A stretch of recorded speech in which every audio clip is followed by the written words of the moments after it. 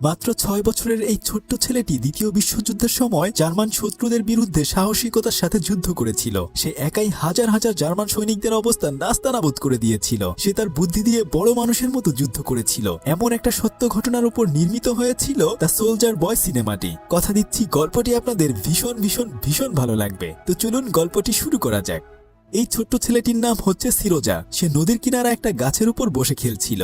তার ভাই ওই নদীতেই মাছ ধরছিল এবং তার মা ওখানে কাপড় চোপড় ধুচ্ছিল। কিন্তু হঠাৎ করেই ওখানে একটা জার্মান বিমান চলে আসে। কোনো উপায় না পেয়ে সে তার গুলতি দিয়ে বিমানটিকে ধ্বংস করে দেয়। আসলে সে এসব কিছু স্বপ্নে দেখছিল। ছোটবেলায় ঘুমায় ঘুমায় দেখতাম যে রাস্তার পাশে পানি দিচ্ছি, চোখ খুলে বুঝতাম শিট ম্যান, বিছানা ভিজে গেছে। আপনারা এমন হয়েছে কিনা অবশ্যই কমেন্ট করে জানান। যাই হোক, বাইরে প্রচন্ড গুলাগুলি শব্দে তার ঘুম ভেঙে যায় আর ঘুম থেকে উঠেই সে কাঁদতে থাকে। ঠিক তখন তার রুমে একজন প্রতিবেশী মহিলা আসে। বাচ্চা ছেলেটি তখন তার মায়ের জন্য কান্না করছিল। তখন ওই মহিলাটি বলে, তোমার মা এবং ভাইকে জার্মান সৈনিকরা মেরে ফেলেছে। এইটুকুন ছোট্ট একটা ছেলে পরিবারের সবাইকে হারিয়ে এতিম হয়ে যায়। তবে এখান থেকে খুব দ্রুত তাদেরকে পালাতে হবে। তাই মহিলাটি বাচ্চা ছেলেটিকে জানালা দিয়ে বাইরে পালিয়ে অন্য কোথাও চলে যেতে বলে, কেননা সে এখানে থাকলে তাকেও মেরে ফেলবে। কিন্তু দুর্ভাগ্য, যখন সে ওখান দিয়ে পালিয়ে যাচ্ছিল আর ঠিক তখনই জার্মান সৈনিকদের একটা গুলির আঘাতে মহিলাটি মারা যায়। ছোট্ট সিরোজা নিজের জীবন বাঁচাতে দৌড়াতে থাকে। সে পেছনে ফিরে তাকিয়ে দেখে যে তাদের ঘর বাড়িতে আগুন লাগিয়ে দেয়া হয়েছে। সে তখন জার্মান সৈনিকদের হাত থেকে বাঁচার জন্য বনের ভিতর কাঁদতে কাঁদতে দৌড়াতে থাকে। দৌড়াতে দৌড়াতে রাত হয়ে গেলে সে অনেক বেশি ক্লান্ত হয়ে যায়। কোনো উপায়ন্তর না পেয়ে ভয়ে ভয়ে সে ওই জঙ্গলের ভেতরেই ঘুমিয়ে পড়ে। পরদিন সকাল হলে সে আবার অজানা উদ্দেশ্যে দৌড়াতে শুরু করে। কিন্তু দৌড়াতে দৌড়াতে তার অনেক বেশি ক্ষুধা লেগে গিয়েছিল। তাই সে তখন বনের পাশ দিয়ে বয়ে যাওয়া একটা নদীর ধার থেকে একটু পানি খেয়ে নেয়। আর ঠিক তখনই সে খেয়াল করে যে ওখানে জার্মান সৈনিকরা চলে এসেছে। তাই সে ভয়ে ভয়ে দৌড়ে গিয়ে জঙ্গলের পাশে একটা গাছের শেকড়ের ভেতর আশ্রয় নেয়। জার্মান সৈন্যরা নদীর পাড়ে গিয়ে কয়েকটি ডালপালা দিয়ে আগুন জ্বালিয়ে খাবার গরম করছিল। আর ছোট্ট ছেলেটি তখন চুপচাপ করে গাছের গোড়ায় লুকিয়েছিল। কিন্তু তার কপাল এতটাই খারাপ ছিল যে একটু পরেই ওখানে একটা অজগর সাপ চলে আসে। সে তখন অনেক বেশি ভয় পেয়ে গিয়েছিল।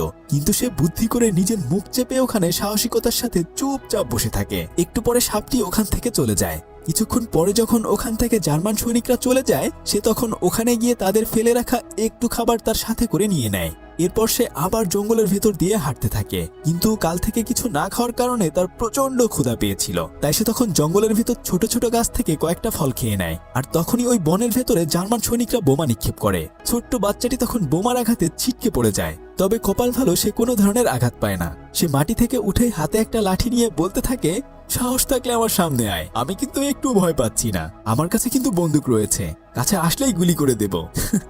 যাই হোক, বুঝতেই পারছেন ছেলেটি এতটা ছোট হলেও তার অনেক বেশি সাহস এবং বুদ্ধি রয়েছে। এরপর সে আবার ওই জঙ্গলের ভেতর দিয়ে হাঁটতে শুরু করে। হাঁটতে হাঁটতে অনেকটা পথ পেরিয়ে সন্ধ্যা হয়ে যায়। তখন সে ওখানেই ক্লান্ত হয়ে ঘুমিয়ে পড়ে। কিন্তু কিছুক্ষণ পরে সে স্বপ্ন দেখতে থাকে যে সে তার ভাই এবং মায়ের সাথে খোলা একটা মাঠে খাবার খাচ্ছে। আর তখনই জঙ্গলের ভেতর একটা প্রাণীর কারণে তার ঘুম ভেঙে যায়। ঘুম থেকে উঠলে আকাশ থেকে বৃষ্টি পড়তে থাকে। ক্ষুধার যন্ত্রণায় সে বৃষ্টির ফোঁটা একটু একটু করে খেয়ে নেয়। সে তখন ক্লান্ত হয়ে একটা গাছের গোড়ায় ঘুমিয়ে পড়ে। আর ঠিক তখনই দুজন সৈনিক এসে তাকে ধরে নিয়ে যায়। ওদিকে ওই জঙ্গলের ভেতরেই জার্মান সৈন্যদের সাথে মোকাবেলা করার জন্য রাশিয়ান আর্মিরা ক্যাম্প করছিল। তখন একজন রাশিয়ান আর্মি অফিসার বাকি অফিসারদের সাথে প্ল্যান করছে কিভাবে জার্মান সৈনিকদেরকে কাবু করা যায়। আর ঠিক তখনই ওখানে একজন সৈনিক ওই ছোট্ট ছেলেটিকে কোলে করে নিয়ে আসে। আসলে তার কপাল ভালো ছিল যে সে জার্মান সৈনিকদের হাতে পড়েনি, বরং রাশিয়ান সৈনিকদের হাতে পড়েছিল। তখন ওখানকার আর্মি অফিসার ছোট্ট ছেলেটির কাছে তার নাম জানতে চায়। ছেলেটি তখন বলে, আমার নাম সিরোজা। জার্মান সৈনিকরা আমার মা এবং ভাইকে মেরে ফেলেছে, আর সেই সাথে আমাদের পুরো গ্রাম ওরা জ্বালিয়ে দিয়েছে। আমি কোনো মতে ওখান থেকে পালিয়ে জঙ্গল পাড়ি দিয়ে এখানে এসেছি। সে তার পরিবারের কথা চিন্তা করে কান্না করতে থাকে। তখন ওই আর্মি অফিসার বলে, তুমি কান্না করো না, তোমার সাথে আমরা এখন সবাই রয়েছি। আর তুমি ছোট্ট হলেও অনেক বেশি সাহসী একটা ছেলে, কেননা সবার চোখ ফাঁকি দিয়ে তুমি তোমার জীবন বাঁচিয়েছো। যেহেতু কয়েকদিন ধরে সে খাবার খায় না, সেজন্য ক্যাম্পে থাকা সৈনিকরা তাকে খাবার এনে দেয়। ক্ষুধার্ত বাচ্চাটি তখন পেট ভরে খেয়ে নেয়। ক্যাম্পে যখন রাশিয়ান সৈন্যরা বসে বিশ্রাম নিচ্ছিল, আর তখনই হঠাৎ করে জার্মান সৈন্যরা তাদের উপর আকাশপথে বোমা নিক্ষেপ করতে থাকে। তখন রাশিয়ান সৈন্যরা জার্মান সৈন্যদের বিরুদ্ধে যুদ্ধ করার জন্য রেডি হয়ে যায়। অন্যদিকে ছোট্ট ছেলেটিকে তাদের ক্যাম্পে চিকিৎসা করছিল। তখন ওখানে বাকি যে আহত সৈনিকরা ছিল, তাদের সাথে ছেলেটির খুব ভালো একটা বন্ধুত্বপূর্ণ সম্পর্ক গড়ে ওঠে। এমনকি কাতিয়া নামক একজন নার্স তার পাকা পাকা কথা শুনে অনেক বেশি অবাক হয়ে যায়। সে তার পায়ে কেটে যাওয়া বিভিন্ন অংশে পরিষ্কার করে দিচ্ছিল। এভাবেই এই ছোট্ট ছেলেটি সবার মন জয় করে নেয়। সবাই তখন তাকে অনেক বেশি ভালোবাসতে শুরু করে দেয়। একটু পরে ওখানে একজন আহত সৈনিক চলে আসে। এটা দেখে ছোট্ট ছেলেটি অনেক বেশি কষ্ট পায়। তখন ওখানে তার খোঁজ খবর নেওয়ার জন্য সেই আর্মি অফিসার আসে। আর্মি অফিসারের সাথে সে গল্প করতে থাকে। সে বলতে থাকে বড় হয়ে আমিও একজন অফিসার হতে চাই, কেননা ওরা আমার মা এবং ভাইকে মেরে ফেলেছে। তখন ওই অফিসার বলে তুমি তো অনেক সাহসী একটা ছেলে, কেননা ডাক্তার তোমাকে ইনজেকশন দিলেও তুমি একটুও ভয় পাওনি। আমি তো নিজেই ইনজেকশন অনেক বেশি ভয় পাই, তুমি তো আমার চেয়েও সাহসী। তখন বাচ্চা ছেলেটি বলে আচ্ছা তোমার কাছে কি সত্যিকারের পিস্তল আছে? অফিসার তখন তার পিস্তলটি বের করে দেয়। সে তখন সেটা নেড়ে চেড়ে দেখতে থাকে। সে তখন তার জামা উঁচু করে বলে এই দেখো আমার কাছে একটা ট্যাঙ্ক আছে। আসলে সে তার পেটের উপর একটা ট্যাঙ্কের ছবি এঁকেছিল। তাদের মাঝে এভাবেই খুব ভালো একটা বন্ধুত্বপূর্ণ সম্পর্ক গড়ে ওঠে। অফিসার যখন ওখান থেকে চলে যাচ্ছিল তখন সে নার্স কাতিয়ার সাথে কথা বলে। কাতিয়া তখন বলে এই ছোট্ট ছেলেটিকে আমরা আমাদের সাথে ক্যাম্পেই রেখে দেই, আমরা সবাই মিলে ওর দেখাশোনা করব। কিন্তু অফিসার তখন বলে আমি চাচ্ছি না ছোট্ট বাচ্চাটি এখানে থেকে কোনো দুর্ঘটনায় পড়ুক, ওকে আমি একটা এতিমখানায় দিয়ে দিতে চাই। এই কথা বলে সে ওখান থেকে চলে যায়। সৈনিকরা সিরোজাকে একটা দূরবীন উপহার দেয়। সে সেটা নিয়ে সবার সাথে খেলতে থাকে।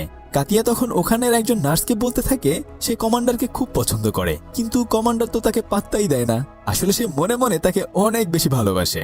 কিছুক্ষণ পরে একজন সৈনিক এসে কমান্ডারকে খবর দেয় যে জার্মান সৈন্যরা আমাদের খুব কাছাকাছি চলে এসেছে, সেজন্য আমাদের কিছু মেশিন গানের প্রয়োজন। তবে দুর্ভাগ্যজনকভাবে তাদের ক্যাম্পে আর কোনো মেশিন গানই ছিল না। আর তখন সে এও বলে যে ছোট্ট সিরোজাকে সমস্ত সৈনিকরা অনেক বেশি ভালোবেসে ফেলেছে, সেজন্য সবাই চায় ও আমাদের সাথেই এখানে থাকুক। এই কথা শুনে কমান্ডার একটু চিন্তায় পড়ে যায়। সে তখন বলে আমারও ওর প্রতি মায়া হচ্ছে, কিন্তু আমাদের এখানে ওকে রাখলে যে কোনো সমস্যায় পড়তে পারে, তাই আমি অলরেডি চিঠি দিয়েছি এতিমখানা থেকে ওকে নিয়ে যাবে। এর কিছুক্ষণ পর জার্মান সৈনিকদের সাথে তাদের গোলাগুলি শুরু হয়ে যায়। জার্মানিদের কাছে আসলে অনেক আধুনিক অস্ত্রশস্ত্র ছিল, সেজন্য তারা খুব সহজেই তাদের সাথে পারছিল না। পরদিন সকালবেলা এতিমখানা থেকে একজন মানুষ এসে সিরোজাকে নিয়ে যাওয়ার জন্য।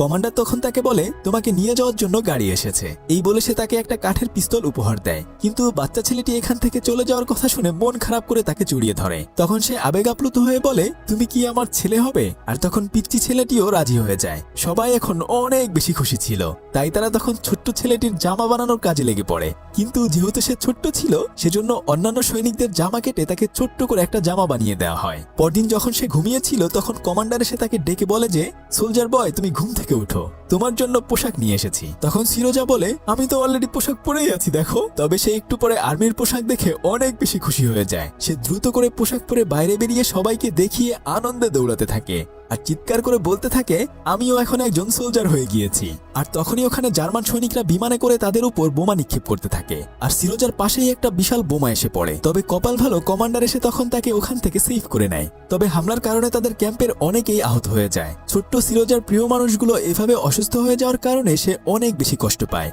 তখন সে সুস্থ মানুষদেরকে সেবা করতে থাকে। সে একজন আহত সৈনিককে পানি খাইয়ে দেয়। ওই লোকটির চোখে আঘাত পাওয়ার কারণে তার চোখে ব্যান্ডেজ করা ছিল। তখন ওই লোকটি তাকে বলে তার বাড়ি থেকে একটা চিঠি এসেছে, সেটা তাকে পড়ে শোনানোর জন্য। তখন ছোট্ট ছেলেটি চিঠিটি হাতে নিয়ে বলতে থাকে তার পরিবারের সবাই তাকে অনেক বেশি ভালোবাসে এবং তাদের গরুটা অনেক বেশি দুধ দিচ্ছে। গরুর কথা শুনে ওই লোকটি বুঝতে পারে আসলে ছোট্ট ছেলেটি তাদেরকে খুশি করার জন্য এমন মিথ্যাভাবে চিঠি পড়ে শোনাচ্ছে। এতটুকুন ছোট্ট বাচ্চা বুদ্ধি করে তাদের সবাইকে অনেক বেশি আনন্দ দিতে থাকে। যেহেতু সবাই অনেক বেশি অসুস্থ ছিল সেজন্য সে সবার মন ভালো করার জন্য গান গেয়ে শোনায়। এভাবে তার দিন ক্যাম্পের মধ্যে ভালোই কাটছিল।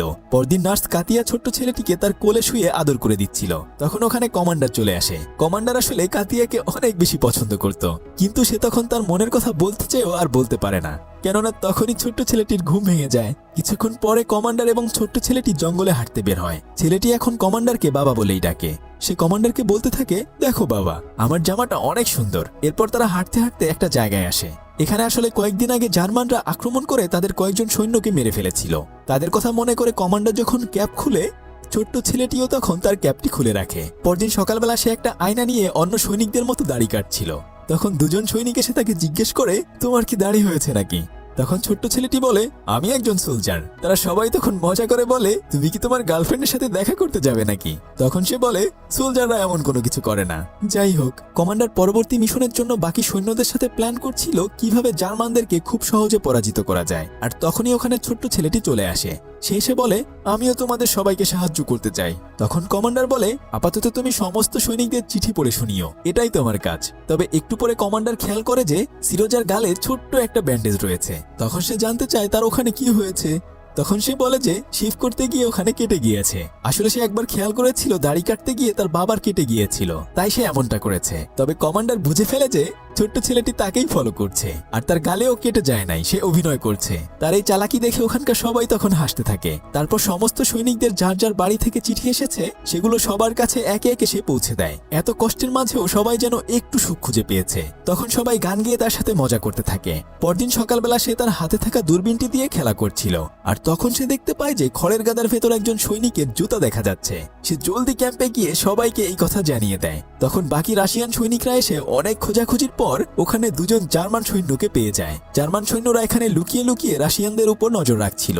ছোট্ট ছেলেটির এই সাহসিকতার কারণে তারা অনেক বড় একটা ক্ষতির হাত থেকে বেঁচে যায়। রাতের বেলা সে কমান্ডারের কাছে এসে তাকে স্যালুট দেয়। কমান্ডার তখন তাকে বলে, তোমার জন্য একটা গুড নিউজ রয়েছে। আসলে কমান্ডার ছোট্ট ছেলেটিকে দত্তক নেওয়ার জন্য আবেদন করেছিল আর সেই চিঠি তাদের কাছে এসেছে। এখন ছোট্ট ছেলেটিকে সে আপন করে নিতে পেরেছে। এই নিউজ শুনে সে বাবা বলে তাকে জড়িয়ে ধরে কানে কানে বলতে থাকে, নার্স কাতিয়াও এটা শুনলে অনেক বেশি খুশি হবে। তবে জানো বাবা, তুমি যখন অসুস্থ হয়ে পড়েছিলে তখন সে তোমার জন্য কান্না করেছিল।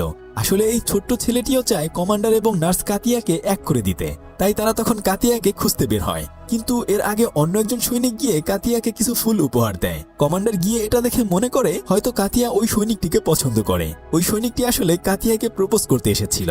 আর তখনই ওখানে বাচ্চা ছেলেটি এসে যায় আর কমান্ডার ভুল বুঝে ওখান থেকে চলে যায়। পরদিন সকালবেলা জার্মান সৈনিকদের সাথে তাদের তুমুল লড়াই শুরু হয়ে যায়। তখন ছোট্ট ছেলেটি সবাইকে সাহায্য করার জন্য এদিক সেদিক দৌড়াতে থাকে।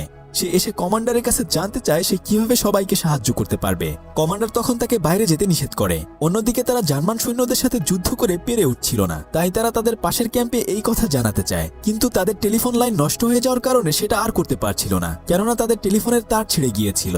তাই কমান্ডার তখন একজন সৈনিককে পাঠান সেটা ঠিক করার জন্য। কিন্তু প্রচন্ড গোলাগুলির কারণে ওই সৈনিকটি অনেক বেশি আহত হয়। ছোট্ট ছেলেটি তখন হামাগুড়ি দিয়ে ওই আহত সৈনিককে জিজ্ঞেস করে এই তার কিভাবে ঠিক করা যায়। তারপর সে সাহসিকতার সাথে তার দুটো জোড়া লাগিয়ে দেয়। এর ফলে পাশের ক্যাম্পের সাথে তারা যোগাযোগ করতে সক্ষম হয়। সবাই এই ছোট্ট ছেলেটির সাহসিকতা আর বুদ্ধি দেখে অনেক বেশি খুশি হয়ে যায়। পরদিন ছোট্ট ছেলেটি দৌড়ে গিয়ে কাতিয়াকে বলে, কমান্ডার অনেক বেশি অসুস্থ হয়ে গেছে, সে কয়েকদিন ধরে খেতে পারে না এবং ঘুমাতেও পারে না, তুমি জলদি এসো। কাতিয়া তখন দৌড়ে এসে দেখে যে আসলে কমান্ডারের কিছুই হয়নি। ছোট্ট ছেলেটি তাদের দুজনকে মিলিয়ে দেওয়ার জন্যই এমন মিথ্যা কথা বলেছিল। কিন্তু কমান্ডার তখনও তার মনের কথা কাতিয়াকে বলতে পারে না। ছোট্ট ছেলেটি তার দূরবীন দিয়ে দেখছিল আশেপাশে কি হচ্ছে।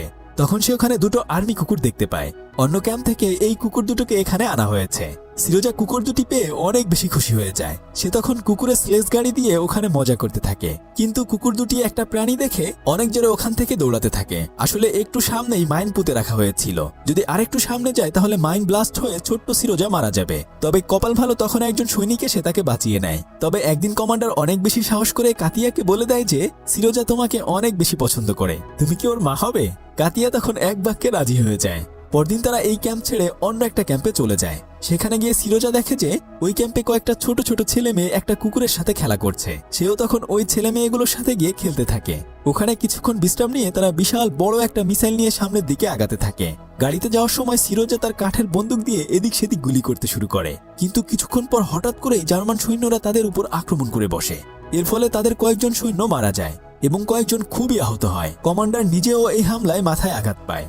তবে তারা বুদ্ধি করে ওখান থেকে কোনো মতে অন্য একটা ক্যাম্পে আশ্রয় নেয়। পরদিন সকালবেলা যখন কমান্ডার এবং জেনারেল দুজন দাঁড়িয়ে কথা বলছিল, সিরোজা এসে তাদেরকে স্যালুট করে। এটা দেখে জেনারেল অনেক বেশি খুশি হয়ে যায়। সে জানতে চায় আজকে কি তার জন্য কোনো কাজ রয়েছে কিনা। তখন কমান্ডার বলে যেসব সৈন্যদের জুতা ছিঁড়ে গিয়েছে তাদের একটা লিস্ট তৈরি করে নিয়ে আসো। সে বাইরে গিয়ে আর্মি অফিসারদের মতো সমস্ত সৈন্যকে এক লাইনে দাঁড় করিয়ে অর্ডার দিতে থাকে। এরপর সে একটা লিস্ট নিয়ে কমান্ডারের কাছে জমা দেয়। জেনারেল তার এই বুদ্ধি দেখে অনেক বেশি খুশি হয়ে যায়। সিরোজা তখন জেনারেলকে বলে আপনি কমান্ডার এবং কাতিয়ার বিয়ের পারমিশন দিয়ে দেন। এটা শুনে কমান্ডার এবং জেনারেল দুজনেই হাসতে থাকে। এভাবে সবার সাথে তার দিন ভালোই কাটছিল। যেহেতু সে সাহসিকতার সাথে অনেকগুলো কাজ করেছে, তাই তাকে একজন সত্যিকারের সৈনিকের মতো মেডেল দেয়া হয়। সে সবাইকে তখন স্যালুট করে সম্মান জানায়। রাতের বেলায় হঠাৎ করে তাদের ক্যাম্পের উপর জার্মান সৈন্যরা আক্রমণ করে বসে। এবারের এই ভয়াবহ হামলার কারণে তাদের অনেকেই আহত হয়ে যায়।